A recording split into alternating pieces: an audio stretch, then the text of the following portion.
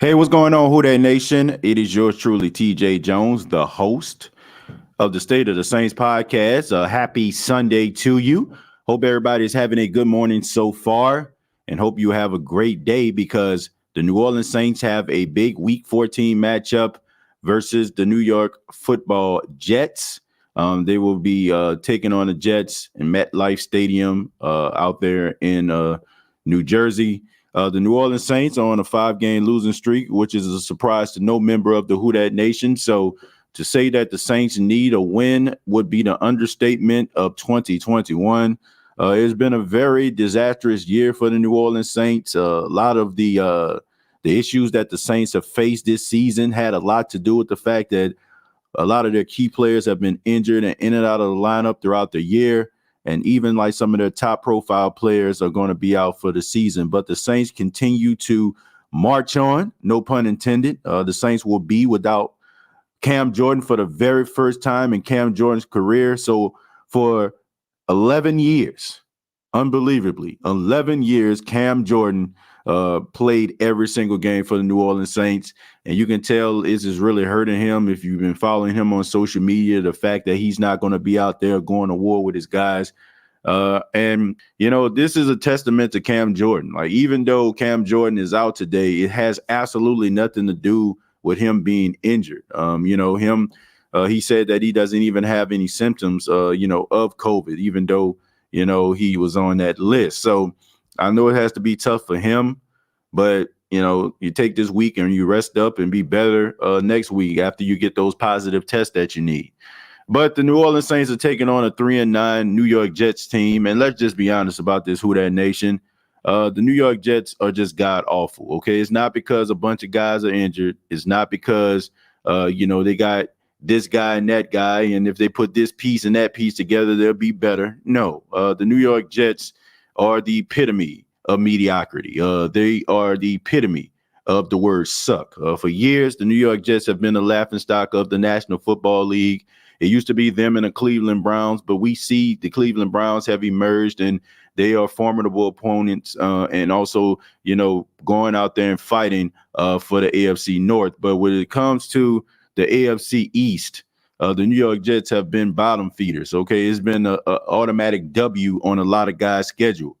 But this game right here, I have to give the Jets a lot of credit. Robert Saleh, former defensive coordinator of the San Francisco 49ers, now head coach of the Jets, really have those young guys really flying around and have these guys motivated. I just think the biggest issue when it comes to the New York Jets is they don't have enough talent. OK, they don't have enough talent and they're very inexperienced. Got a lot of young players that need to learn how to win, learn how to lose in this league, and learn how to become pros.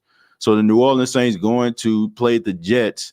I have to say this is not going to be an easy football game because let's just be real. Let's just be real about this, man. The New Orleans Saints offense is horrible, right? I mean, you don't expect the New Orleans Saints offense to go out there and try to score 30 points. It's not going to happen, more than likely. The New Orleans Saints offense has just been sputtering. And no matter how good the defense is played, rather than getting turnovers, rather than getting sacks, rather they turn a corner, all of that stuff gets overshadowed. Undervalued, I should say, because the offense doesn't do anything. So you can give the offense the ball back, but they're not moving down the field. Very little first downs, getting out, keep continuing drives, sustaining drives on third down has been an issue. Taysom Hill has been practicing, but we know that he has that splint on his finger. Some people are saying that, hey, that has a lot to do with the fact that how he was throwing last week. I don't believe that. In the words of my mom, when somebody show you who they are, believe them. Taysom Hill has been a turnover machine a little bit, you know what I'm saying, when it comes to, and also he struggled a little bit when it comes to accuracy. Now, do I feel like it has a lot to do with the fact that maybe the offensive players that they have on the field aren't on the same page as Taysom Hill? Absolutely. But I do think what Taysom Hill possessed today, going up there, the Saints are going to try to run the football. Him having that H-power game and also the addition of Alvin Kamara coming back, I think is going to help him out. Also, throwing the ball and having Alvin Kamara catch the ball out of the backfield and also be able to make plays. Now, we know that Alvin Kamara can, create space and create plays for himself, and that's what you need. You need a playmaker. When you have a team that is not very good offensively, you need a guy that can be able to go out there and make some things happen. So we know that Alvin Kamara can make things happen. The front four of the New York Jets are a very formidable bunch. I don't think that Sheldon Rankins, a former New Orleans Saint, is going to play today. He's been dealing with some injuries up there. But they also have Quentin Williams and so many other guys that can get to the quarterback. And that is how this team bread is buttered, getting pressure on the quarterback. The secondary of the New York Jets, they are susceptible to getting beat. But I'm pretty sure like every other team that plays against the New Orleans Saints will be playing man coverage in this game because they have absolutely no respect for the New Orleans Saints wide receivers. The Saints, they brought back Malcolm Roach, put him on a practice squad. They activated Aesop Winston, who I'm excited to see. Maybe they probably have him out there in the return game and also have him doing a little things that Deontay Harris would do now that he's serving that 3-game suspension. They also had Kevin White. They elevated him. I guess they want him to play on special teams as a gunner because I know for sure they don't expect for him to go out there and go off and catch any passes. But anyway, Kevin White remains on the New Orleans Saints team. The New Orleans Saints also activated Ethan Wolf, the tight end. So he should be involved in the game, probably somewhere in the blocking or in the red zone. So the Saints are really trying to move some guys around. And this is a good time. You're not winning a lot of games, and the chances of you making the playoffs are slim to none. So you might as well go out there and see what you actually have in some of these players that's on the practice squad. That's why I don't understand. I don't understand why the New Orleans Saints just don't go out there and try to see what they have with these guys on the practice squad. I mean, it can't be any worse than what we've seen from any of those wide receivers over the last 13 games. Well, 12 games. This is the Saints' 13th game. But, I mean, it can't be any worse, right? So I think that you should go ahead and just continue to empty the clip, so to speak, and see what you have for the 2022 season. I think that would be a good move. I don't think that is a tanking move. I think that tanking means that that, okay, we're going to go out here. We're not going to put forth the effort, right? That's what I feel like tanking is. I feel like what the Saints can do is try to find the guys that they feel like is going to be on this roster in 2022, because I do not want to go through this situation again. I do not want to see the scrubs that I've seen offensively go on the field next year, because the Saints don't have the luxury of having a quarterback that can make these players look good. Regardless to, Jameis Winston coming back, Jameis Winston, he does possess, certain skills, right? He does have a really big arm. And for the most part, he did have these guys out there catching passes. But I do feel like when it came to Drew Brees knew what certain guys did better. And, he was able to put those guys in position to succeed. Rather, he probably seen something in the middle of the game, told those guys, if a guy give you this look, do this. Sometimes, I just feel like the Saints need to transition from those role-playing guys to guys that are sure things. Like, the Saints don't need at this particular stage of, I guess, like the rebuild, stage, for them to try to be going out here trying to get a role player, because this guy, if you put him in a slot, he'll catch the ball 70% of the time. I want to see some playmakers. I want to see the Saints go out here and get some guys that not only can catch contested catches, can not only run really good routes, not only be able to win those hand fighting, to get position on those cornerbacks and not be susceptible to a jam. I want to see a wide receiver to be able to do all these things, because I feel like that is when you limit your team. That is how a team gets limited, because that one guy that you may have to be able to do all those things could be Michael Thomas. And we haven't seen Michael Thomas in feel like forever. So if you have one guy that can do all these things, all these fundamental things as a wide receiver, and he goes down, the next guy up, okay, he's really good in the slot. Okay, if you put him on the outside, he's not going to win the matchup like a Michael Thomas. He's not going to give you that 100 yards of production if you give him opportunity. So go out there and find yourself some guys that can make those contested catches, guys that can go out there that can run routes really well. I'm not a really big fan of just a bunch of guys that just super fast. That does not do anything for me. Anybody that have ever played wide receiver, I'm pretty sure if you play wide receiver, there was always that one guy that was faster than you. There was always that one guy. But you know what? That one guy probably was a one-trick pony to me. He was a one-trick pony. Yeah, he can run that 9 route. He can run that streak route, and he can get past that cornerback. But what happens when that cornerback gets in his face and jam him off of his route? What's going to happen then? What about your foot discipline? What about your eye discipline? What about your hand fighting? That is what I want. That is why you look at some of these receivers that have come into the league, the guys that can blow the top off the defense. Those guys last 5-6 years. But the guys that are fundamentally sound, those guys stay around forever. The Steve Smith Seniors, the Larry Fitzgeralds, the T.O.s, all those guys stay around for a long time. You know why? Because those guys are fundamentally sound when it comes to the wide receiver position. They can run every single route on the route tree. So if they come into the league and they're fast, and in their 20s, you know what I'm saying, they start to slow down until they transition into their 30s, then all of a sudden, you know what I'm saying, they still can be in the league because now you can put them on the inside and they can do damage. I mean, case in point, look at Larry Fitzgerald. Larry Fitzgerald coming out of Pittsburgh was one of the top receivers in the country, one of the best receivers we ever seen.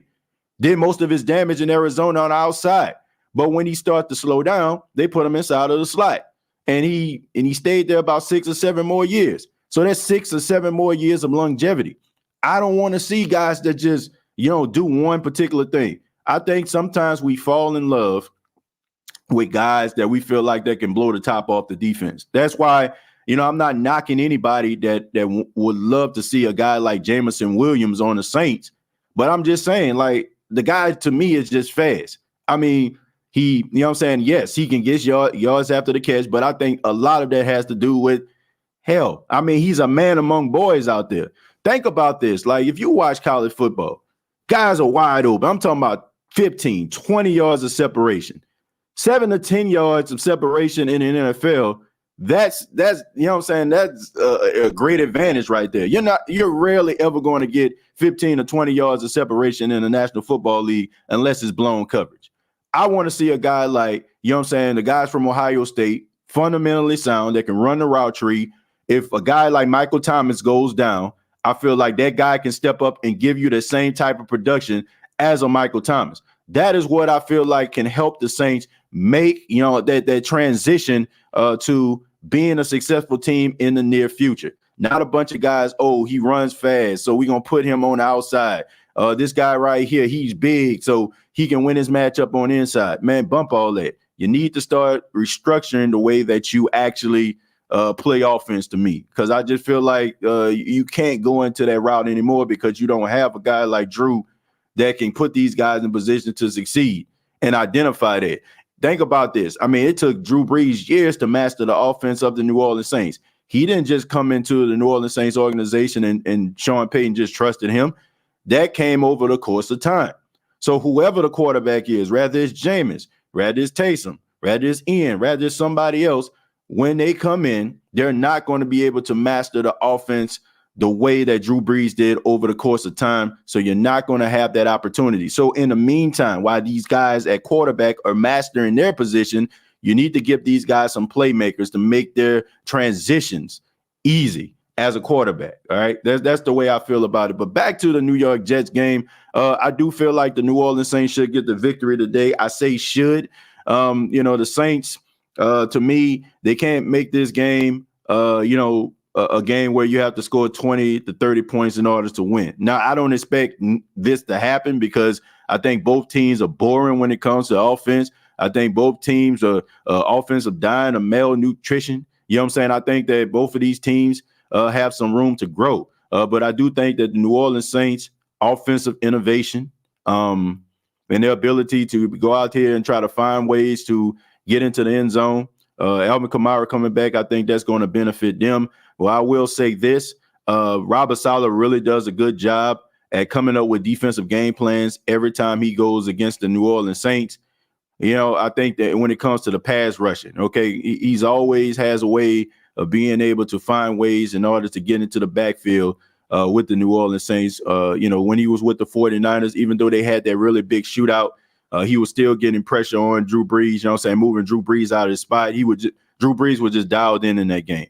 And then the game last year, when they played the Saints and Drew Brees got knocked out of that game, they were getting a lot of pressure on the quarterbacks there. So Robert Saleh knows how to dial it up, and he knows how to put guys in a position in order for them to make an offense have a rough day. But I do think the Saints are going to win this football game. I have the Saints winning this game by a score of 17-13. I think it's going to be one of those games where a lot of points aren't going to be scored, but I think the Saints are going to end up winning in the end. I'm going to take a few comments, and then we're going to go ahead and get up out of here. We're going to go with Chemo. Chemo says, so true, TJ. After Drew talked to the players, they made a few plays in the game. I saw it with Mike T in the Bucs game and even Jared Cook in the Chargers game. Yeah. You know, I mean, having a really good signal caller that understands what a guy needs to be looking for is beneficial to that particular guy. And it's beneficial to a head coach as well. It's like having an offensive coordinator on the field. So I think Drew Brees really disguised a lot of limitations from guys. Like, people don't want to give Drew Brees credit in that regard to me sometimes. Like I think that when people look at certain positions for the New Orleans Saints, they look at those guys like, oh, man, these guys are good regardless. But no, I do think that they're good. But once again, when you have elite guys, right, elite guys can make average guys good guys elite. You know what I'm saying? Like, that's just the way that it is. So a lot of these guys could have been average, but because of, what Drew Brees may be putting in their ear, you know what I'm saying, what he's audibling to, you know what I'm saying? And when it comes to like doing audibles and stuff like that, made those guys, you know what I'm saying, like be wide open, scheme those guys, you know what I'm saying, basically wide open, you know what I'm saying, put the tempo in place for these guys to be wide open. So I think that plays a huge role in guys' success, when it comes to them performing on the field. If you have a guy that can be in your ear, a seasoned veteran, a legendary guy, a guy, with a lot of cachet, I think it can really help you. Yes, it is a 1:00 game or 12 if you are Central. Yeah, man, it's a 12 o'clock game. If I said something else, then I apologize. Yeah, but it's a 12 o'clock game, 1:00 Eastern Standard Time, my time. TJ, remember when Winston got on Smith and he got out there and made that catch, and ever since he's been on fire since then. Yeah, you got to have a guy that's not afraid to hold guys accountable. And guys have to be able to step up. And sometimes you need that guy that can see things. You need that guy that can be able to, tell you, and let you know, man, I'm counting on you. You need that. Sometimes when you don't have that, it can play a huge role. Some guys don't need motivation. Some guys, they just go out there, they're wired, they just have that in them.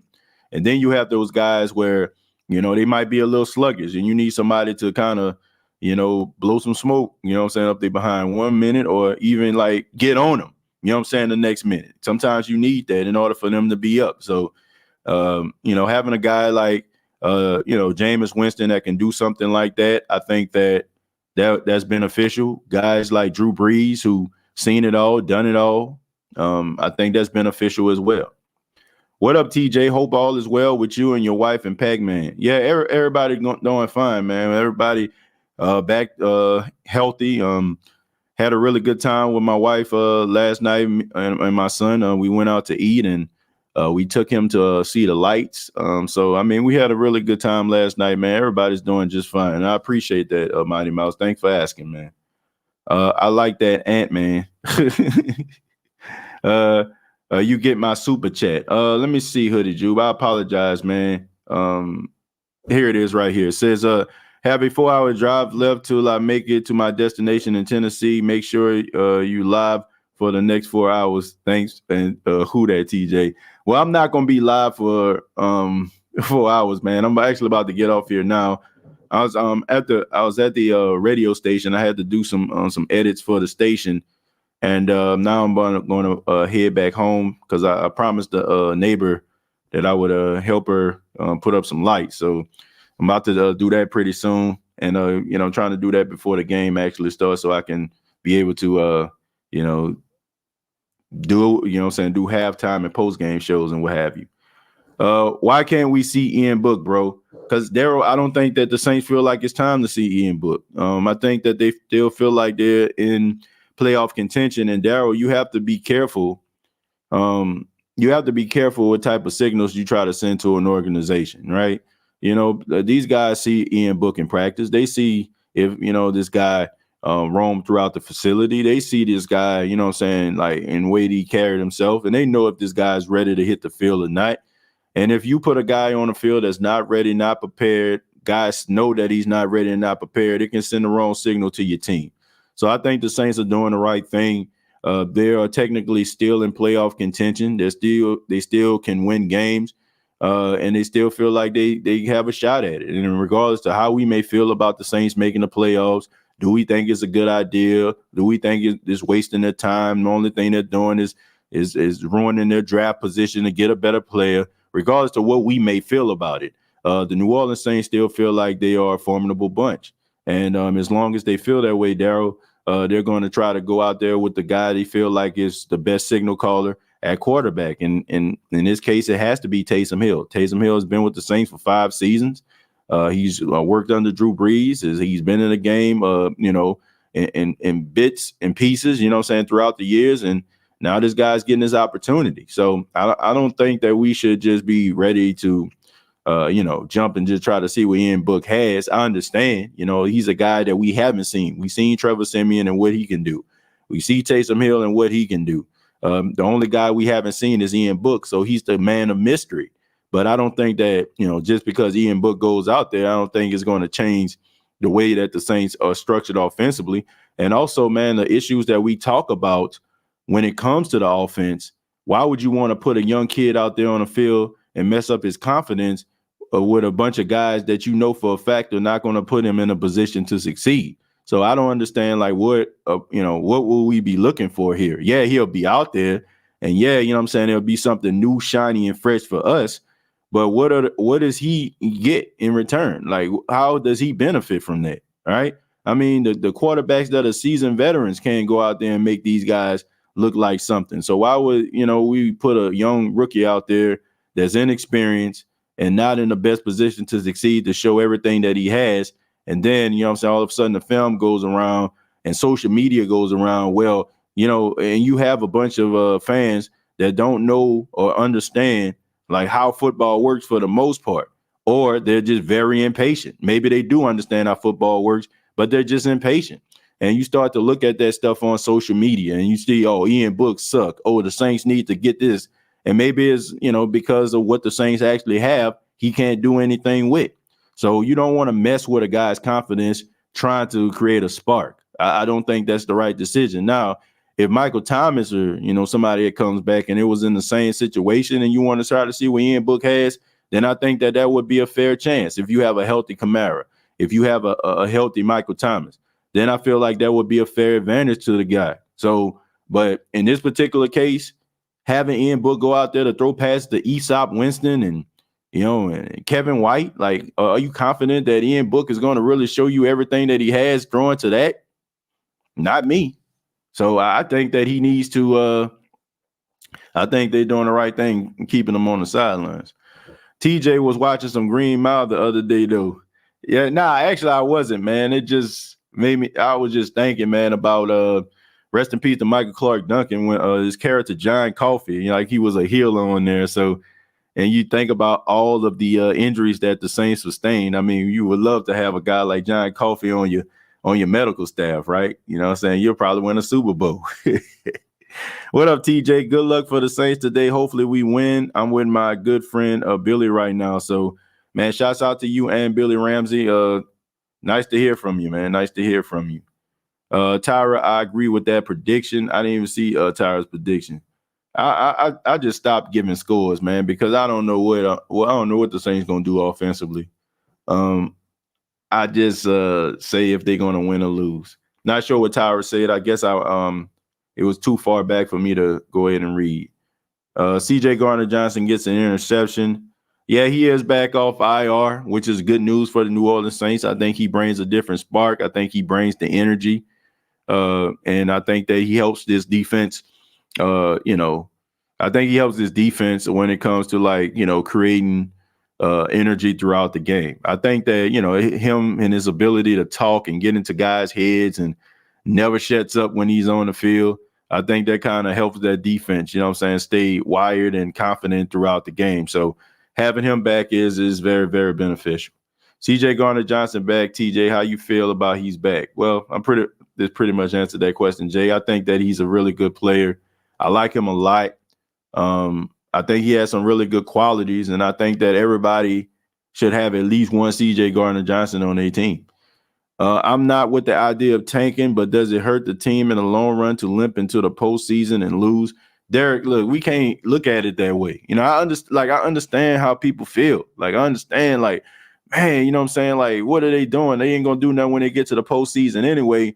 But look, the idea and the objective of the NFL is to win. It's just as simple as that, man. I don't want, honestly, man, if you're gonna do this one time, you're gonna do it again. I mean, it's just as simple as that. You gotta be careful with that type of mind frame, because if guys can do that now, they'll do it again. And you don't want to see that. I don't want to see that type of energy. I want to see the Saints go out there and compete until, they're completely out of playoff contention, and they continue to go out there and perform, at a high level until they can't. If you're going to tank, I just feel like those are for the Jets of the world, the Cleveland Browns of the world. No disrespect to Cleveland. I know they're doing better now. But I look at teams like that when they feel like they can get something in their benefit. Me personally, looking at the Saints and what their needs are, I don't feel like it's just something that's just so detrimental. The reason why we're in this position right now, to me, Derek, is because of all the injuries. If the Saints had a healthy Winston, if they had a healthy Michael Thomas, if they had a healthy Alvin Kamara, if they had a healthy Marcus Davenport, if they had a healthy Quan Alexander with the beginning of the season, you know what I'm saying, and CJ Gardner-Johnson, the Saints would be probably number one in the division. They would have. You have to keep in mind, the Saints were a half game back from the Tampa Bay Buccaneers before Jameis Winston went down. So think about if they had all those players there, will we be talking about tanking? So that's why I don't understand the MO, or the angle from some Saints fans. If you get yourself a top 10, top 15 pick, what are you really doing it for? The Saints aren't terrible to a point where we need to go out here and be just as desperate as the Detroit Lions. The Detroit Lions, they need help, right? You know what I'm saying? The Jets, they need help. The reason why we're talking about this today is because of the New Orleans Saints injuries. So if the Saints pick in the 20s, you can still get yourself a solid receiver in the 20s. You still can get yourself a solid offensive lineman in the 20s. You still can get a solid offensive player in the 20s. What are we doing here? You know what I'm saying? If they pick in the top 10, top 11, okay, fine. You know what I'm saying? But the Saints have found guys middle of the first round, late first round. I mean, think about this. Ramczyk, what he was, 31st pick, 32nd pick in the draft, all pro. You know what I'm saying? Just got a contract extension. Marshawn Lattimore, 12 overall. Brandon Cooks a couple, years ago, 18, 19 overall. Mark Ingram, 28 pick. So it's not like the New Orleans Saints can't go out here and find somebody if they pick in the 20s or they pick late 19 or, it's not that. So what are they really benefiting? Like we're having these conversations right now because the Saints have been decimated by injuries. Not because the team is not good, not because they don't have it, like not because they have issues like some of these other teams that have been struggling, but it's because of the New Orleans Saints. Like I really want people to understand that the reason why the Saints are losing is not the same as why the Lions are losing to me, or why the Jets are losing. There is not. It's two completely different situations to me. The Saints, if they had their top players here right now, the Saints, like, think about this. Okay, think about some of the top teams in the NFC right now. Green Bay Packers. Did the Saints not blow out the Packers? Right?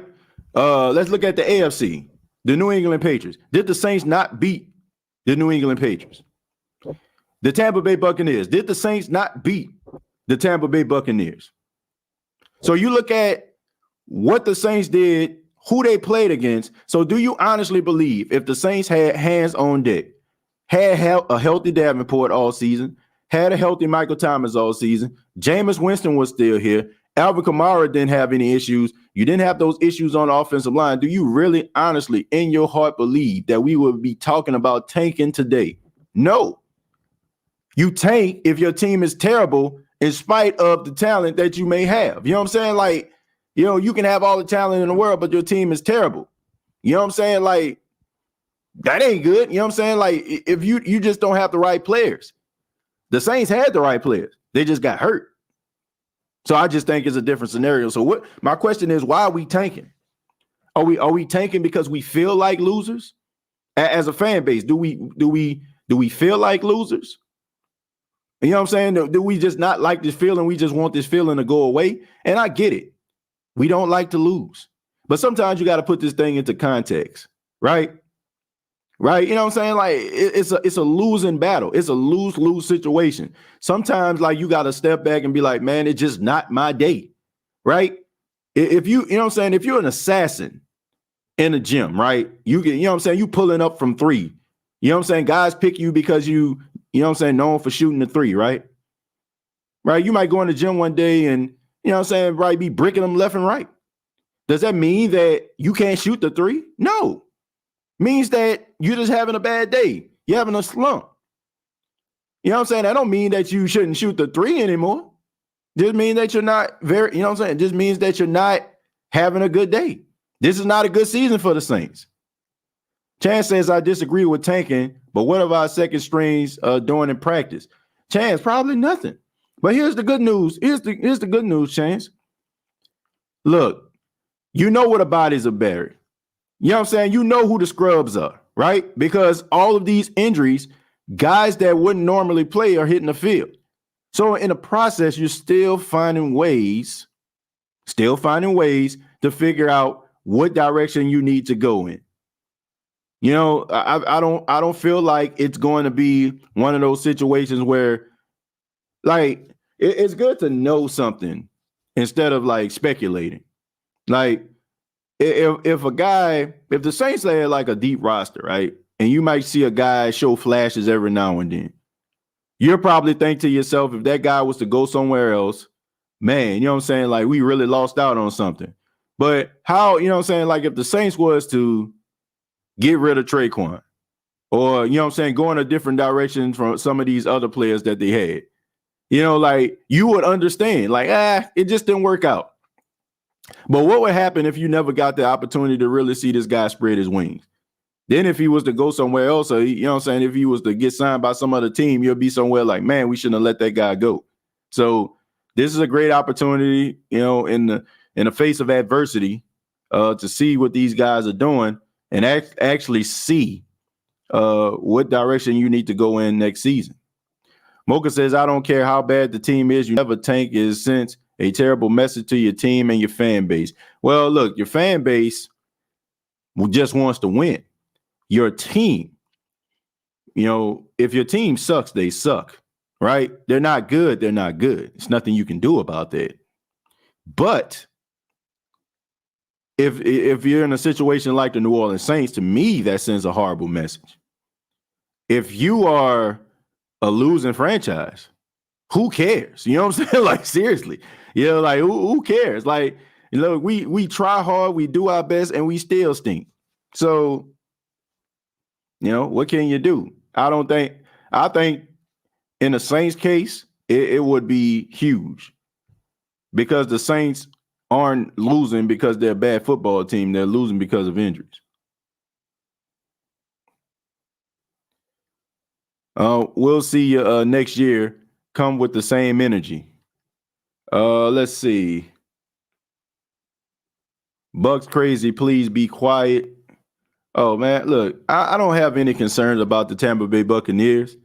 And, this is just low-hanging fruit this season. You know what I'm saying? The Saints are basically low-hanging fruit. So it's not like the Saints can't be competitive with the Bucks. It's not like the Saints didn't slap around the Bucks early in the season when they, they were relatively healthy. And, like the Saints did that, and they didn't even have Michael Thomas. Like, so if the Bucks think, for like the Bucks are not a better organization. They're not better structured than the New Orleans Saints. And I just think that it's laughable that any Bucks fans would even feel that way. The only reason why the Bucks are like the top of the division right now is because, because the New Orleans Saints have been dealing with these injuries. We all know that the Saints are better than the Bucks. Like, if you want to be honest with you, and they'll say, "Oh yeah, well, y'all made it we beat y'all in the playoffs," but the Saints have beat the Bucks 3 out of the last 4 times they played them. So the Saints are better than the Bucks. The Saints, like Tom Brady, has more interceptions than touchdowns against the New Orleans Saints, and more times than not, the Saints, blow out the Tampa Bay Buccaneers. You know what I'm saying? Dominate them, if you will. Because they were on their way to dominating them when they played them in the Superdome. Then Jameis Winston went down.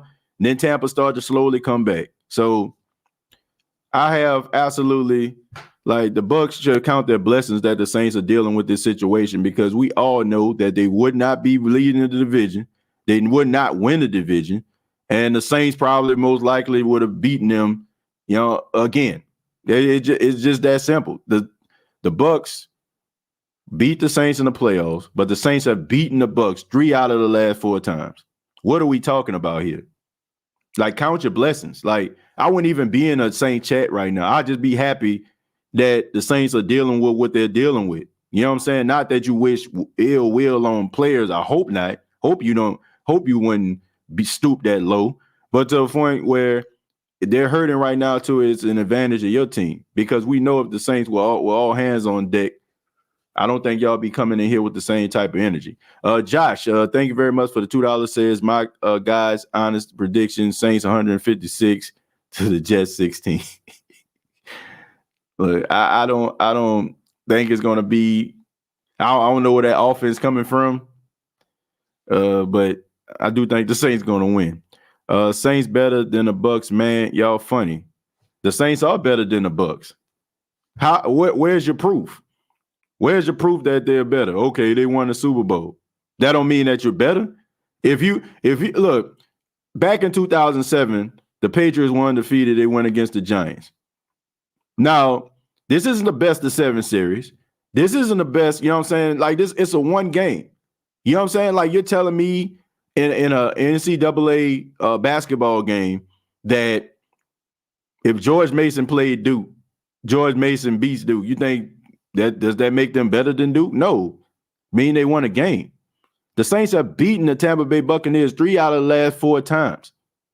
Like, people, you know what I'm saying? Like, people are like, man, we did championship, bro. That don't, like, honestly, I get it, right?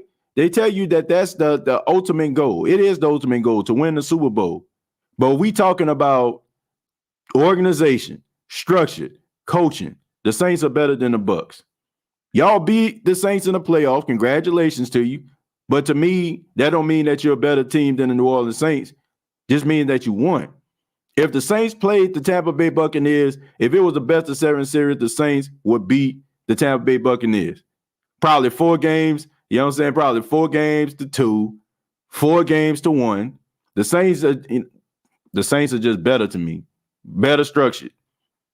So I don't understand it. Like, y'all get slapped around, beat up, abused, and then all of a sudden, like, y'all win a game, you know what I'm saying, of a certain magnitude. Now all of a sudden you feel like you can be on your chest and say you better than the Saints? Hell no. Like, what are you talking about?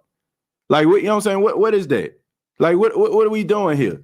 Like, you know what I'm saying? Like, I don't understand that. Like, if we just out here playing a pickup game and then all of a sudden somebody come out there and say, okay, if y'all win this game, you know what I'm saying, I got the trophy right here. Whoever win this game, okay, I'm gonna give you the trophy. If I went out there and I was, you know what I'm saying, I beat you 5, 6 times, you know what I'm saying, and then all of a sudden we playing for a trophy, and then all of a sudden you know what I'm saying, you put up a couple shots on me, does that mean that you better than me? Because, you know, like, because a trophy on the line? Hell no. Like, the Saints are better than the Bucks. It's proven. It's proven to me. I mean, it's right there. And like I said, it's not even about hate. It's about facts. Like, that's the Jedi mind trick that media tries to pull out here on people. Like, to me, that's the Jedi mind trick. They tell you that championships are the ultimate goals. All right. So if you don't win a championship, then you're nothing. Right. So you feel like, oh, well, we won in the end. Like, I mean, you better. Don't mean you better. Just means you won. It ain't like you're the Tampa Bay secondary had to defend against starting caliber receivers, my guy. I don't understand it. Like, you come in here, you beat on, like I said, you come in here, you beat on your chest and talk about your team as if they are that team. Like, y'all, more times than not, the Tampa Bay Buccaneers lose high-profile games. They lost to the Rams. They lost to the Saints. Like, you know what I'm saying? Like, what are we doing? Like, what are we doing here, man? Like, I really just don't understand it. Y'all had y'all time on top. Now it's over. And y'all think that y'all that team? Like, man, let's just be 100% real here. Once Tom Brady retires, y'all nothing. Bruce Arians most likely gonna get fired. You know, like, your defensive coordinator, Todd Bowles, probably gonna get another head coaching opportunity.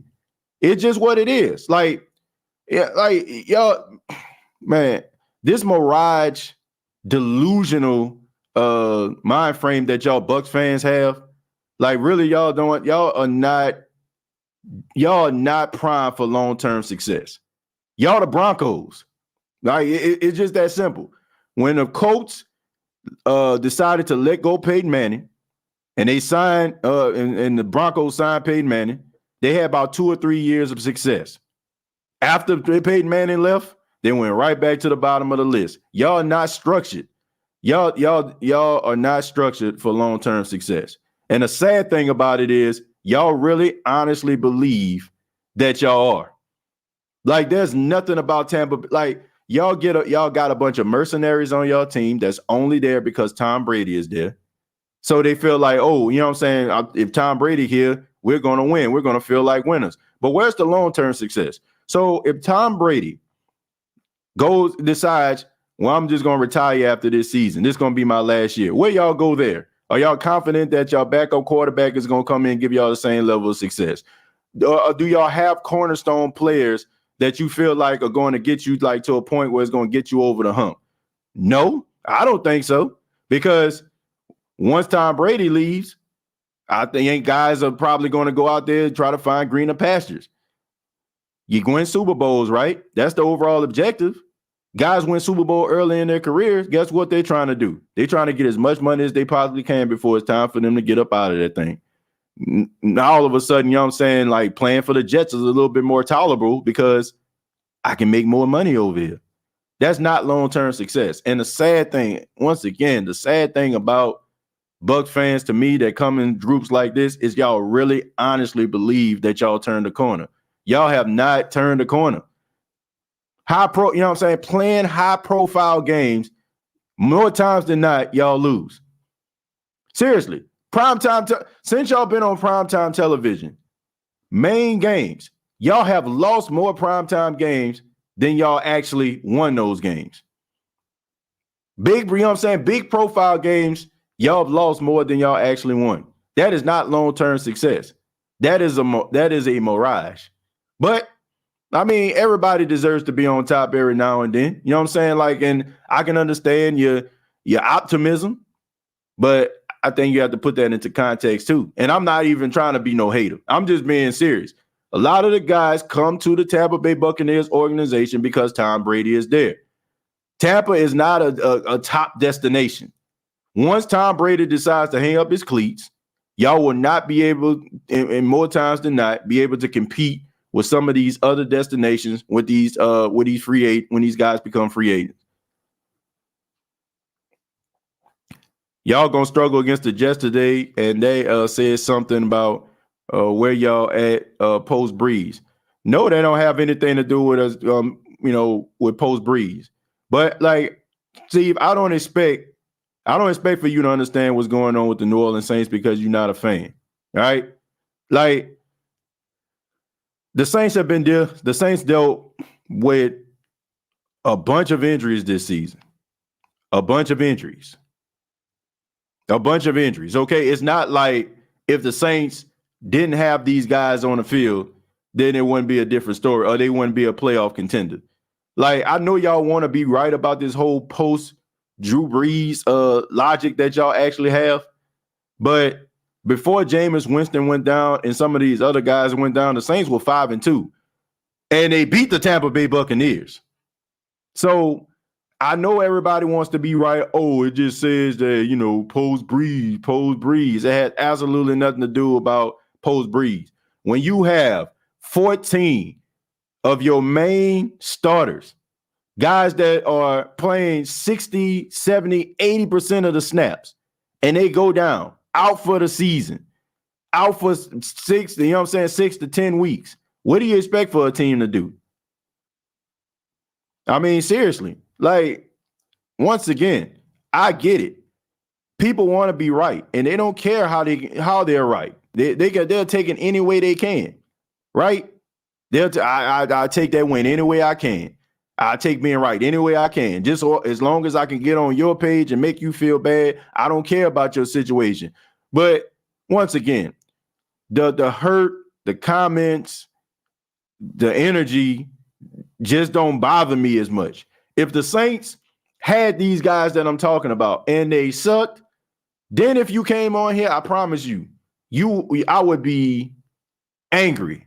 I would be frustrated. I'd be like, man, get off my page. But the Saints, the only reason why we aren't as competitive as the Bucs or leading the Bucs is because the Saints have all these injuries. So come to me next year, okay? Come to me next year when the Saints have all hands on deck, when they have, more players, when the top players come back again with that energy, and let's see where we at then.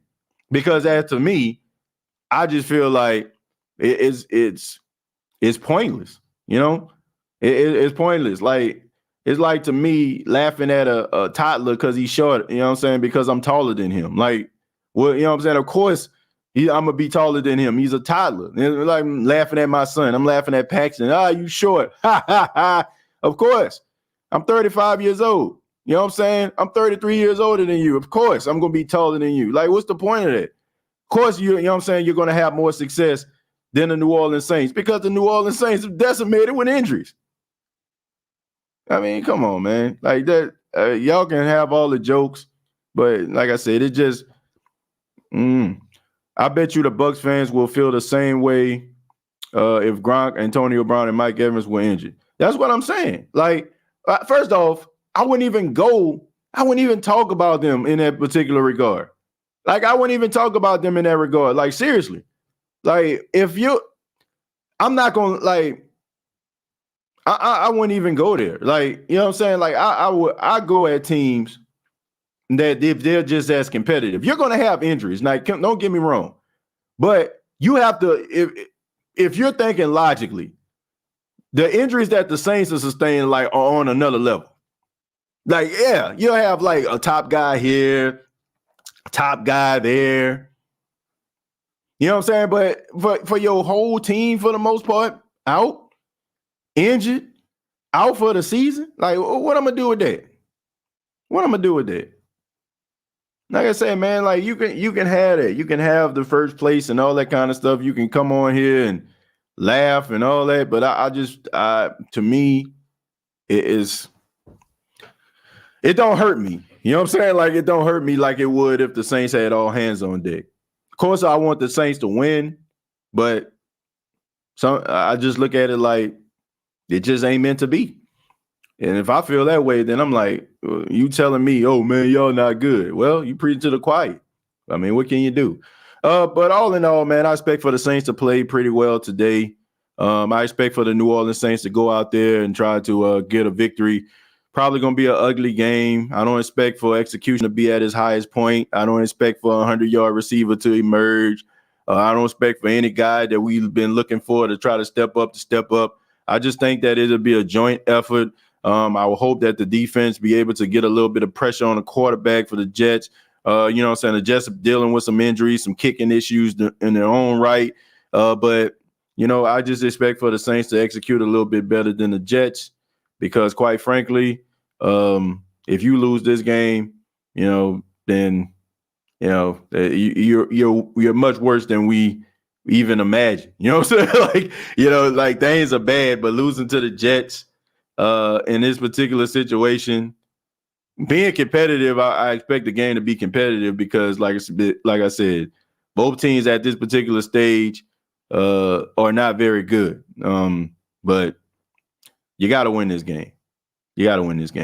But thank you all so much for checking out the State of the Saints podcast. And on Real Talk, man, all the Bucs fans in here, thank y'all, Steve, Josh. You know, I want to say I think we had another Bucs fan in there, man. Appreciate y'all for stopping by. Look, man, it's good that, you know, that y'all have this pride in y'all team. Appreciate y'all for stepping over here, man. I know it got to be tough sometimes going behind enemy lines. So thank y'all for being here. No doubt about that. But all in all, man, let's just have a good game today. Hopefully the Saints get that victory. Make sure that y'all subscribe to the YouTube channel. Hit that like button, man. Hit that like button. Let everybody know that you enjoy the State of the Saints podcast. Also, subscribe to the YouTube channel, youtube.com, search The State of the Saints podcast, facebook.com, search The State of the Saints podcast. Previous episodes available on iTunes, Spotify, iHeartRadio, Anchor FM. Thank you, Bucks Crazy. Really do appreciate it, man. I'm sorry you were the person I was preferring to, man. Thank y'all for being here, man. Thank y'all. And all the Saints fans out there, thank y'all for being here too, stopping by, you know, being a part of the show as well. I'll be back later on for the post-game show. Also, hopefully I'll be able to give a little bit of a halftime report if I'm not too busy. But I know we were going to have a post-game show to break down the Saints game, win, lose, or draw. Till next time, all I got to say is, who dat?